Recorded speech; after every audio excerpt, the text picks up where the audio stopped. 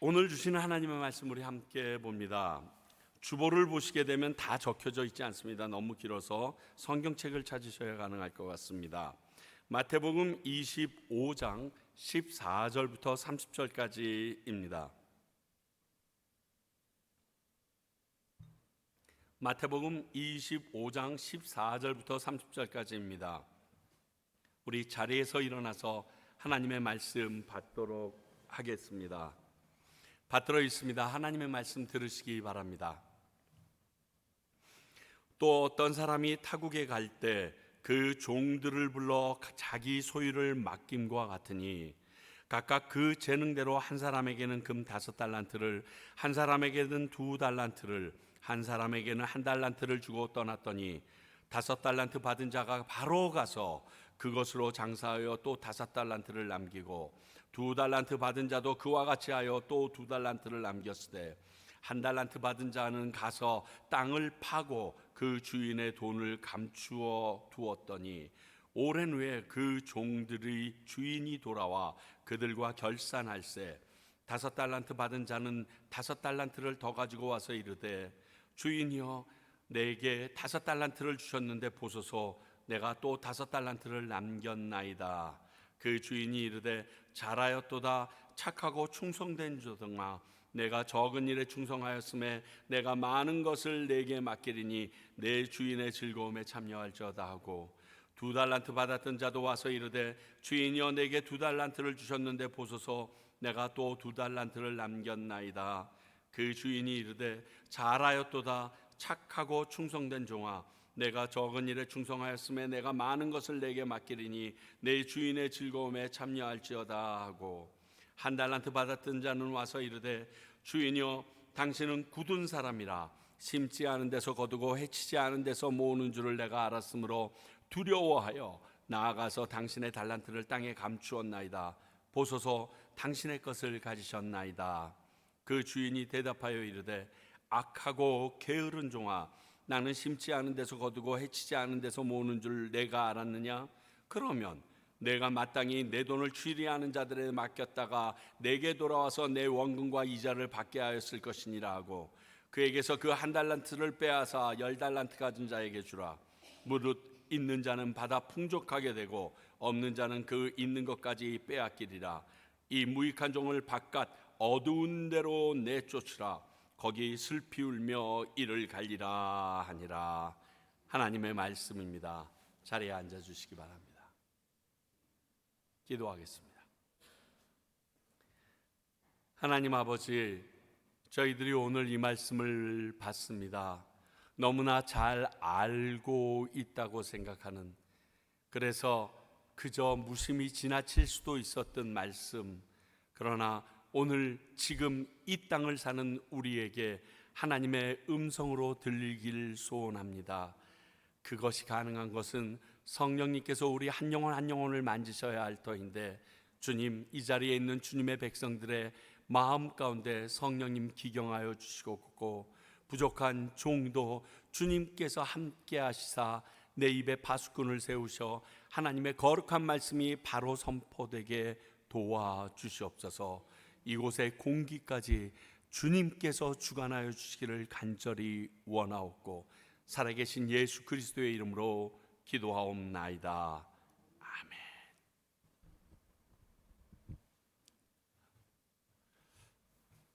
여러분들 중에서 이 달란트 비유를 한 번도 못 들어보신 분 손 좀 들어봐 주시겠어요? 그러면 나는 딱 한 번만 들어봤다 하시는 분들, 예수님께서는요 복음서에 약 50여 개가 넘는 비유를 말씀하셨는데 그 중에서 정말 많은 사람들이 아는, 왜냐하면 믿지 않는 사람들조차 TV에 나오는 탤런트가 이 단어에서 시작되는 것을 알 정도이니까요. 정말 따로 설명할 필요가 없는 엄청나게 유명한 비유가 바로 오늘 읽은 이 달란트의 비유입니다. 그래서 많은 설교자들은 이 내용을 따로 뽑아서 이렇게 연결하지 않고도 설교를 하시는데, 그렇게 설교한 내용을 여러분 인터넷 구글에 들어가서 보면 10만 개가 넘습니다. 지난주에 열처녀의 비유를 살펴보았습니다. 오늘 비유와의 공통점이 있습니다. 신랑과 주인은 언제 올지 모르지만 갑자기, 그리고 반드시 온다는 사실입니다. 그리고 그때에 기쁨을 누리는 사람이 있는가 하면 슬피 우는 사람도 반드시 존재한다는 것이 오늘 말씀 비유와 이전의 열처녀의 비유와의 공통점입니다. 다만 열처녀의 비유는 여분의 기름을 준비하는 것에 초점이 맞춰졌다라고 하면, 오늘 달란트의 비유는 그 기름처럼 준비하기 위하여 충성된 사람들인가 하는 것이 포인트가 다릅니다. 그렇습니다. 오늘부터 나누는 비유는 지난주 나눈 그릇의 여분의 기름을 채우는 방법과 같은 것을 말씀하여 주고 있습니다. 그렇게 연결된 우리 순서 설교에서는 보여집니다. 자, 예를 들면 간략하게 정리하면 이렇습니다. 달란트 비유는 내가 어떻게 노력해서 주님께서 내게 주신 재능과 능력을 향상시키고 더 남길 것인가에 대한 하나님과 나 사이의 수직적인 관계, 수직적으로 주어지는 기름에 대해서 이야기하고 있습니다. 그러면 다음 주 나눌 양과 염소의 비유는 내가 가진 것을 다른 사람들과 어떻게 나누어서 우리의 기름을 채우는가 이거예요. 그러니까 이웃들과의 수평적 관계를 통하여 하나님과의 관계를 완성시키는 모습이 다음 주의 내용입니다. 우리가 다시 오실 예수님을 만나려면 오늘 이 달란트 비유의 하나님과 나와의 수직적인 관계와 다음 주 나눌 양과 염소의 비유에 이웃과의 관계를 통하여 우리에게 주어지시는 하나님의 수평적인 관계를 온전히 다 이루어야 완성이 됩니다. 그래서 오늘 달란트 잔치를 우리 어린아이들이 하게 됩니다. 그들이 열심히 성경 구절 외우고 출석하고 숙제해오고 한 것으로 그 칭찬받은 것으로 달란트를 모았는데 원칙이 하나 있더라고요. 뭐냐면 내가 원하는 걸 내 달란트로 마음대로 살 수 있는데 반드시 한 가지는 우리 부모님을 위해서든지 달란트가 없는 친구를 위해서 사서 주어야 합니다. 그래야 오늘 이 말씀 두 가지가 완성되기에 그렇게 규칙을 정한 것을 보면서 굉장히 성경적이다라는 생각을 했습니다. 과연 아이들이 어머님 아버지를 위해서 또 옆에 달란트가 부족한 아이들을 위하여 자기 것을 희생하며 선물할지 보는 것도 오늘 여러분들이 함께 아이들을 살펴보는 귀한 관점이 되실 것입니다. 자, 오늘 말씀을 한번 묵상합니다. 14절과 15절을 보게 되면 자기 소유를 맡기는 주인의 모습이 나옵니다. 그렇죠? 앞에 신랑이 오실 때의 비유로 말씀하신 것처럼 이번에는 주인이 타국으로 갈 때에 자기 소유를 종들에게 맡기고 다시 오시는 것 같은 것이 예수님의 재림이다라고 얘기하고 있는 것입니다. 심판대를 의미하기도 하죠. 자, 첫 번째, 각기 그 재능대로 주되 차이가 있습니다.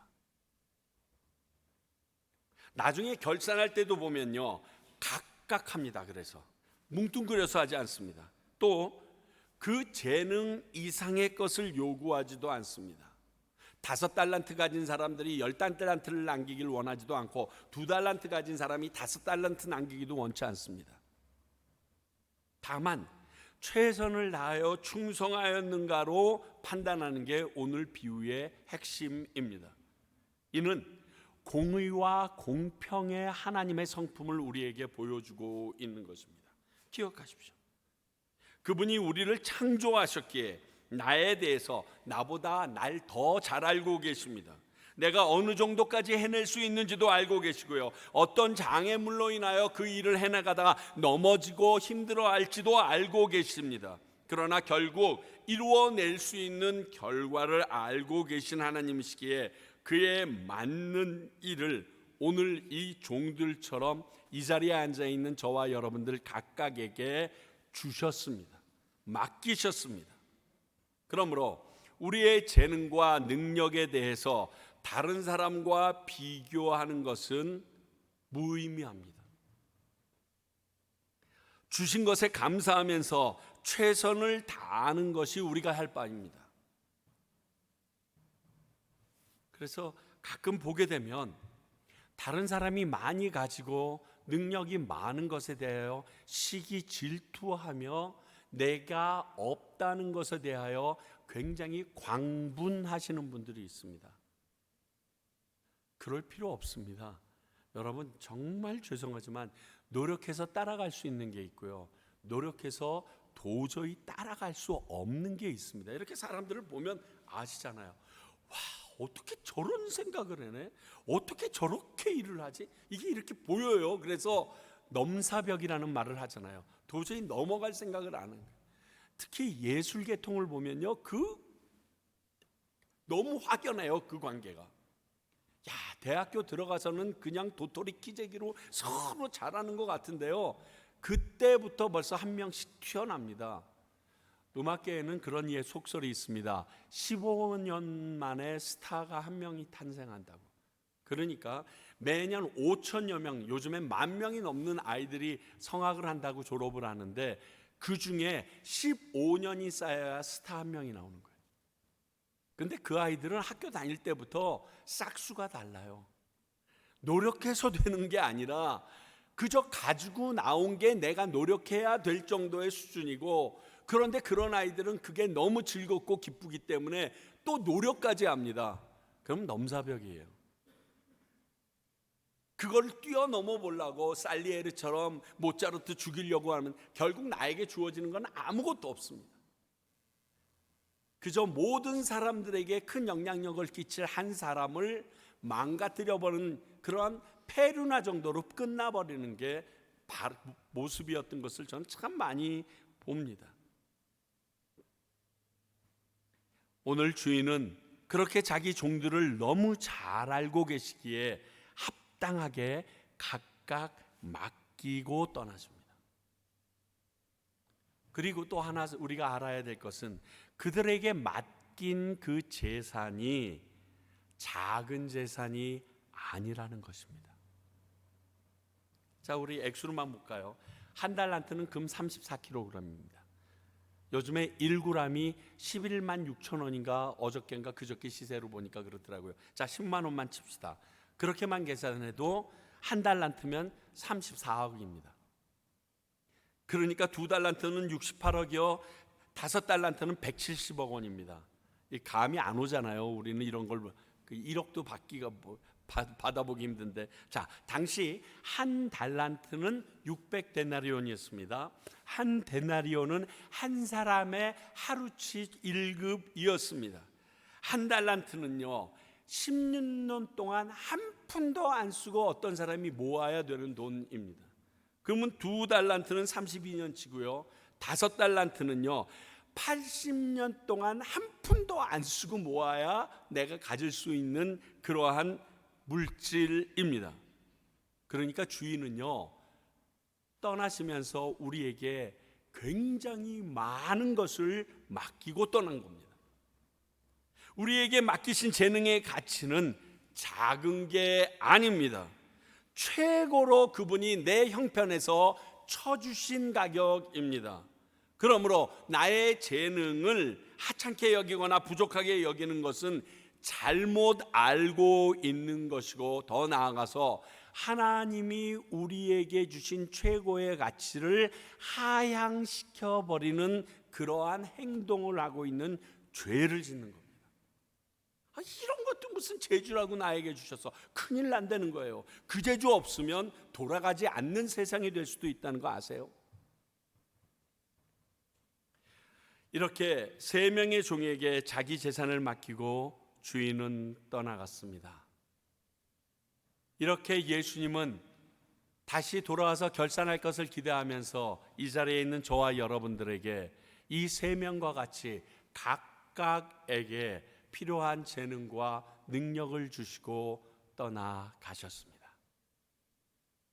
두 번째, 배분받은 종들의 모습이 16절에서부터 18절까지 나옵니다.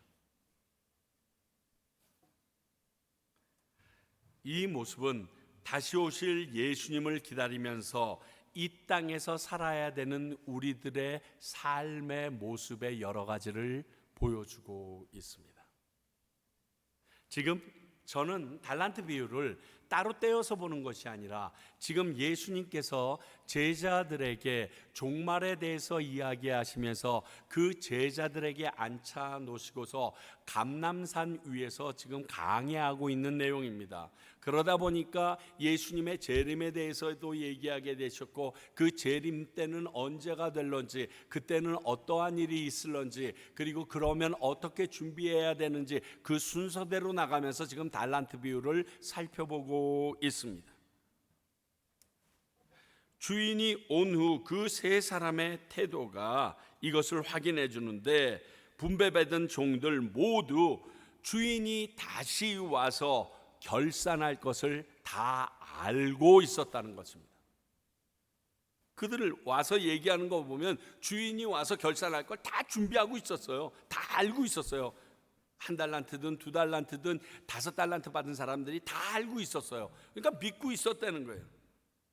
예수님의 재림이 있을 것을 다 알고 있습니다. 그래서 기다리고 있는데, 어떤 자세대로 기다리고 있는지의 차이는 있지만 오신다는 것에 대해서는 그 누구도 의심하지 않고 있었습니다. 믿고 있었어요. 뿐만이 아니라 오셔서 내게 주신 것에 대하여 결산하실 거라는 사실도 다 알고 있었어요. 사실 이것이 더욱 우리들의 가슴을 떨리게 합니다. 지금 제자들에게 말씀하시고 있잖아요. 그렇듯이 이 자리에서 예수님의 재림을 믿는 우리에게 하나님이 주시는 말씀이 오늘 이 내용이기 때문에 그렇습니다. 다시 오실 것과 오셔서 우리들에게 결산하실 것을 알고 있으면서도 지금 우리들이 살고 있는 이 삶의 모습 정도면 괜찮은가 한번 돌아보시라는 거예요. 갑자기 지금 주님이 오신다면, 그나마 지금은 예배드리고 있는 중에 오니까 우리에겐 축복이죠. 그러나 조금 전까지, 어제까지 나의 삶을 생각해 봤을 때 주님이 오셔서 이 자리에서 우리에게 결산하실 때 나의 마음은 두렵지 않겠는가? 당당할 수 있는가? 나 최선 다했어요 하고 주님께 말할 수 있는가?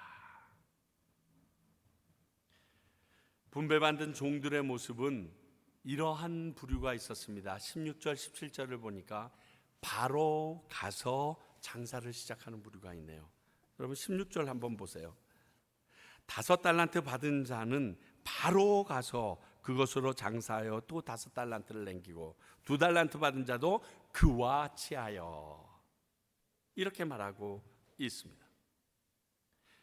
5달란트와 2달란트 받은 종은 자신에게 주신 것을 사용하여 주인에게 이득을 남겨주기 위하여 움직이는데 조금도 망설임이 없습니다. 어쩌면 머릿속에 그리고 있었는지 모르겠어요. 우리 주인이 나에게 이만큼 재정을 주고 나면 내 그 재정을 가지고서 어떻게 하면 주인을 기쁘시게 할 수 있다라고 주인이 있을 때부터 그는 모든 시뮬레이션을 다 했는지도 모르겠어요. 그러니까 받자마자 바로 가서 그것으로 장사를 시작합니다. 여러분, 장사를 시작하려고 그러면요, 5달란트든 2달란트 받은 사람은 그 받은 돈을 사용하여, 즉 깨어 버려야 합니다.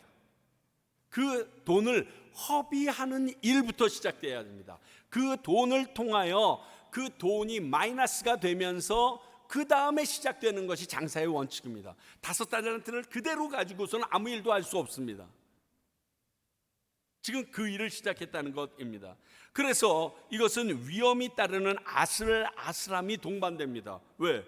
투자했는데 날릴 수도 있잖아요. 샀는데 아무것도 아닐 수도 있잖아요. 사업해 보셨잖아요.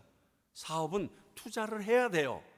안 하고 내 거는 그대로 가지고서 남의 것을 먹으려고 그러면 강도예요. 강도. 불가능해요. 그러나 머뭇거림 없이 바로 가서 주인이 맡긴 일을 위해서 일하기 시작합니다. 저는 이것을 이렇게 해석해 보고자 합니다. 주인을 위하여 이런 희생과 어려움을 감당할 자세가 되어 있는 사람이다. 오직 주인을 기쁘게 해드리려고 많은 오해와 비난조차도 상관치 않고 살아가려고 하는 두 사람의 모습이다. 이렇게 볼 수도 있는 거예요. 그렇게 했을 때 야야야 거기 투자해서 그거 해서 야 너 손해보면 주인 오면 난리가 날 텐데 이런 말 들을 수도 있어요. 근데 내 주인이 나에게 이것을 맡겼을 때는 그냥 이 돈을 그대로 주길 원하는 것이 아니라 이 돈으로 주인이 기뻐하시는 이득을 남기기 원한다는 사실을 알기에 그것을 향해서 지금 이렇게 일하고 있는 겁니다. 사랑하는 성도 여러분, 믿는 자로 세상을 살 때 자기를 부인해야 하고 자기 십자가도 지고 살아가야 한다라고 예수님이 말씀하시는데, 이를 인식하고 좁은 길로 가는 것에 두려움 없이 망설이지 않고 나아가는 모습이 오늘 이들의 모습과 똑같습니다. 그래야 그에 합당한 이득을 얻을 수 있습니다. 자, 디모데후서 3장 12절 지난주에 우리 살폈죠. 무릇 그리스도 예수 안에서 경건하게 살고자 하는 자는 박해를 받으리라. 지난주 수요일 날 바울이 디모데에게 한 말이지만 예수 안에서 경건히 살려고 받을지는 우리들에게 주님이 하신 말씀이기도 하다라고 여러분들과 나눴습니다. 그래서 이 박해를 이길 수 있는 능력이 성경이라고 나눴던 게 지난주 수요일입니다. 기억하시나요? 이렇게 처음 듣는 것처럼 이렇게 말똥말똥 눈, 그렇게 맑은 광 눈 하시고서 계시면 굉장히 어렵습니다. 그러다 보면 예수님이 다시 오셔서 우리가 결산할 때 오늘 5달란트와 2달란트 받은 종들과 같은 결과를 얻게 됩니다. 이 박해를 두려워하지 않는 거예요. 이 어려움을 우리가 두려워하지 않는 거예요. 그러나 또 다른 부류의 사람이 나오는데, 가서 땅을 파고 감추어 놓았던 사람이 나옵니다. 주인의 것이라고 여깁니다. 뭐라고 얘기합니까? 당신의 것을 가졌나이다. 나중에 드릴 때 그렇게 얘기합니다. 당신이 내게 주셨던 그 달란트 그대로 지금 줬습니다. 이런 뜻이거든요. 자신이 사용할 생각조차 하지 않고 땅에 묻어두는 사람입니다. 그게 25절에 나타납니다. 이 사람은 이렇게 자기가 받은 1달란트를 땅에 딱 묻어두고 2달란트와 5달란트 가진 사람들이 막 땀 흘리면서 노력하는 것을 보며 비아냥거렸을 수도 있습니다. 빙신, 그렇게 열심히 해봤자 자기 것이 될 것도 아닌데 공연히 힘만 빼고 죽 써서 개 주냐? 대충 해. 이렇게 얘기하고 비난할 수도 있어요. 또 거기서 보니까 주인이 두려워서 자기는 이렇게 했다라고 하는데, 정말 주인이 두려웠다라면 주인이 원하는 대로 하지 않는 것에 대해서 더 두려워해야 되지 않습니까? 군대에서 일을 시킬 때 열심히 일하다가 그 일을 맡긴 상관이 없으면 놀다가 그 상관이 나타났다라고 누가 왓치 보다가 얘기해 주면 놀라서 다시 막 열심히 일하는 척합니다. 이게 두려운 거예요. 주인이 원하는 게 있습니다. 그런데 그것을 안 하면서 주인이 두려워서 그랬다고 얘기하는 것은 말이 앞뒤가 맞지 않습니다. 주인이 두려웠다라면 그 요구대로 하기 싫어도 해냈어야 됩니다. 그래서 우리가 생각해 볼 단어가, 주인께서 와서 그를 야단치시면서 게으르다라는 이야기를 하는데, 이 게으르다는 말은 앞에서 말한 충성된 모험이나 희생을 하려는 시도조차 하지 않았다는 것을 의미할 수 있습니다. 그거를 해보고 싶은데 그걸 감당하고 그걸 이기기 위해서는 많은 시간과 노력이 필요한데 귀찮은 거야. 교회에서요, 봉사하다가 상처를 받아요. 그럴 수 있거든요. 그리고 하나님께 예배 드리는데 방해가 됩니다. 그렇잖아요. 내가 A라는 사람에게 상처를 받았는데 그 사람은 앞에서 막 손들고 아멘 아멘 하면서 기도해요. 그 사람만 보면 예배가 안 돼. 막 힘들어 죽겠어.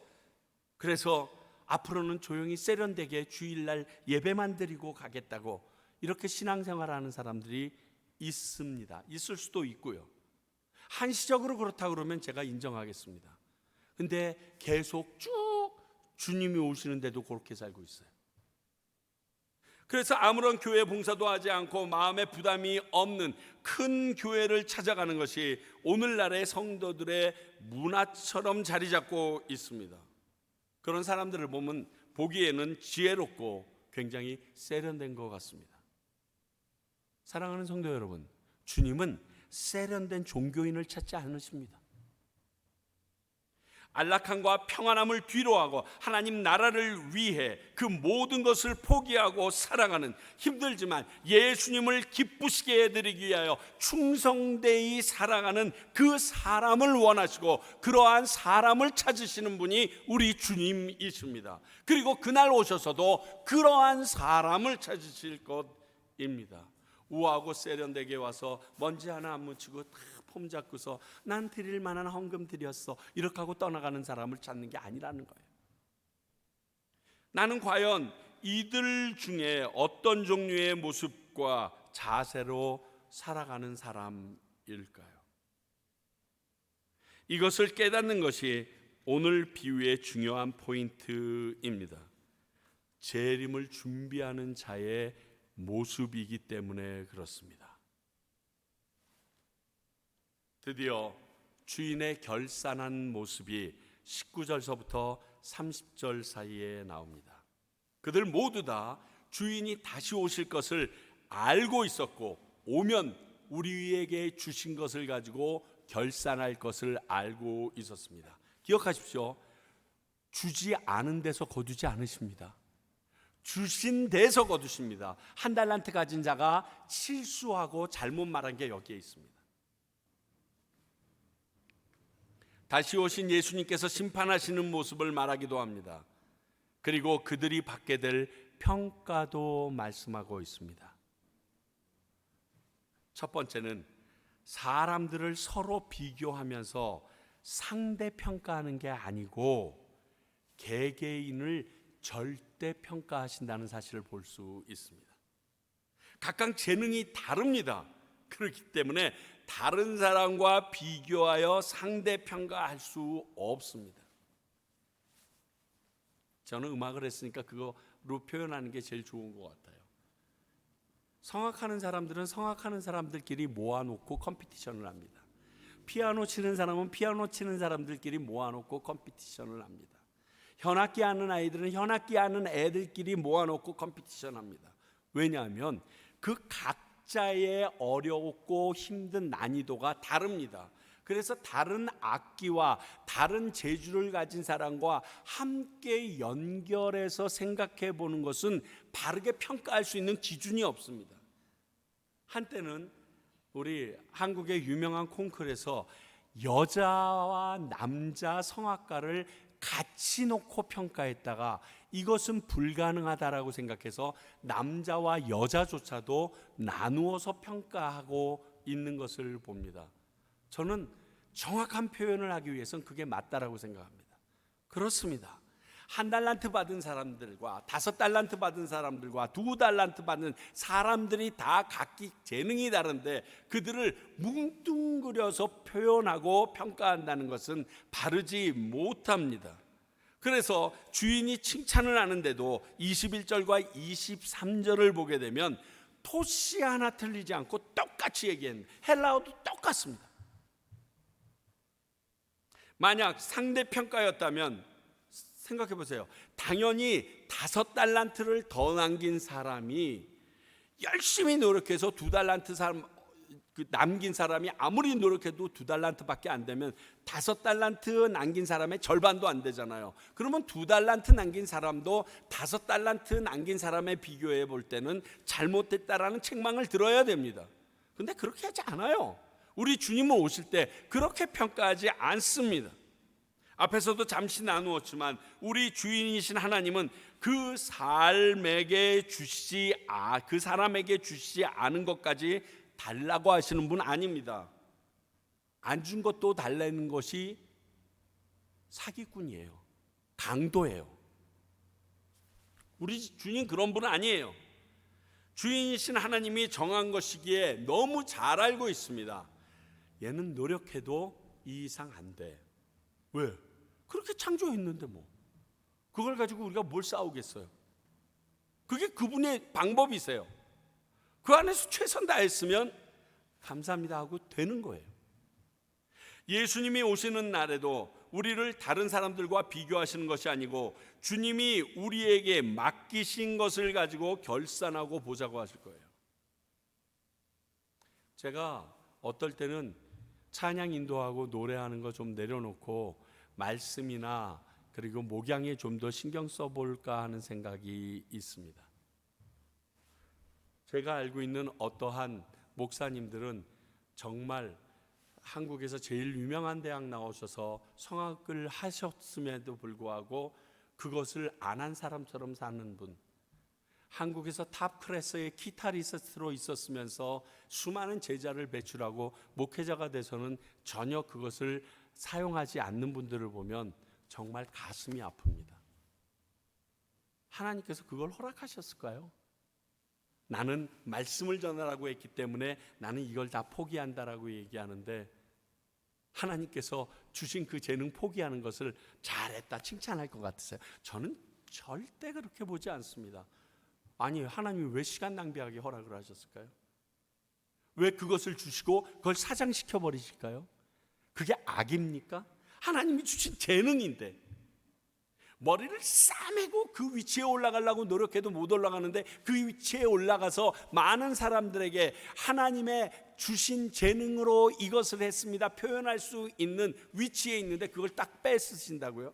이건 하나님의 방법이 아닙니다. 여러분, 착각하지 마세요.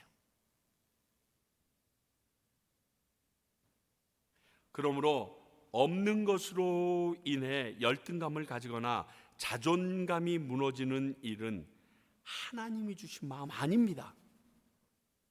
이거 속으시면 안 돼요. 내가 겸손해서 아니에요. 하나님이 주신 마음 아닙니다. 이로 인해서 분노하고 이걸 하나님에게 원망하는 것, 이것도 하나님이 주신 마음 아닙니다. 자족이라는 바울의 말 기억하십니까?